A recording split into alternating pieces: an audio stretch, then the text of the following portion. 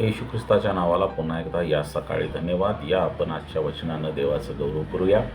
योबाचं पुस्तक 10 अध्याय 12 वचन. तू मला जीवन दिले व मजवर प्रसाद केला, तुझ्या निगेने माझा प्राण सुरक्षित राहिला. प्रियजनांनो, आज देवाचा कृपा प्रसाद ज्यावेळेस आपल्यावरती होतो त्यावेळेस आणि त्याचबरोबर देवाची मेहर नजर, परमेश्वराची मेहर नजर ज्यावेळेस आपल्यावर असते त्याच वेळेस आपण सुरक्षित असतो. कारण प्रियजनांनो, या सर्व पृथ्वी तलावरचा आणि सर्व प्राणीमात्रांचा आणि सर्व स्वर्गाचा राजा, मालक आणि ज्यावरती या सर्वांच्यावरती ज्याचा ताबा आहे तो प्रभू परमेश्वर आपल्याला पाचारण करतो की आम्ही त्याच्या संगती असावं.